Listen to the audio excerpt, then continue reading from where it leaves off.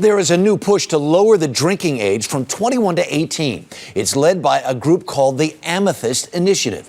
It's made up of about 100 college presidents who believe the current drinking age encourages binge drinking among students. We asked a few students how they feel about this. I think an 18-year-old should be responsible enough to know, to know their limit. Whether the drinking age is 18 or 21, I don't think it really matters, because if people are going to abuse alcohol, they're going to do it regardless of the law. Joining us from Burlington, Vermont is Dr. John McCardell, founder of the AMETHYST Initiative and the former president of Middlebury College. In Washington is Laura DEAN-MOONEY, president of Mothers Against Drunk Driving. Good morning to you both. Good morning. Dr. McCardell, as somebody who sits on a board of a small college, I know about the problems of binge drinking. Is this what this is? This stimulated at least the origins of this conversation?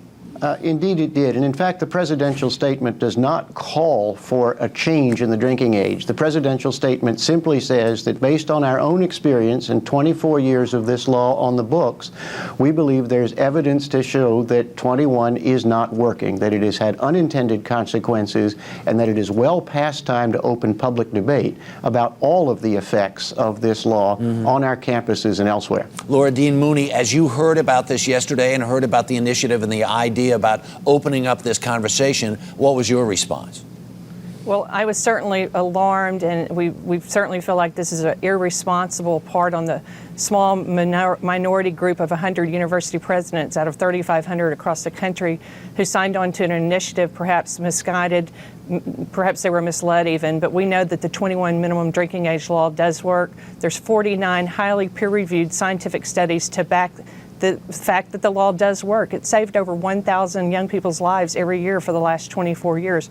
Why would we go backwards? We tried this in the 70s, we tried it in the 80s. It simply did not work then.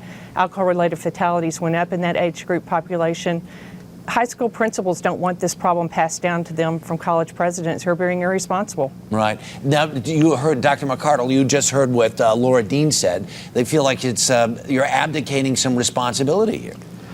College presidents do a remarkable job in enforcing the law. The irony is that the more successful they are in enforcing it, the more they drive the behavior beyond their sight and beyond their authority, and binge drinking occurs. We also need to keep in mind that alcohol-related traffic fatalities reached a 10-year high in 2006. They've been going up in the last 10 years. We also need to keep in mind that peer-reviewed research shows that more than 1,000 lives of 18 to 24-year-olds are lost each year off the highways to alcohol.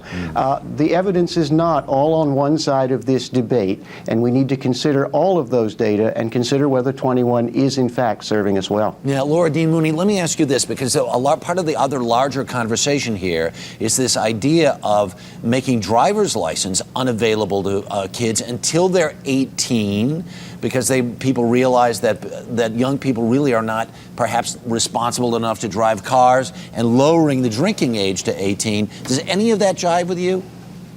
Well, we know that people continue to drive. For instance, after a drunk driving conviction, they'll simply drive without their license. Up to 75% of convicted drunk drivers continue to drive. Why would we think that 18-year-olds would drive or not drive?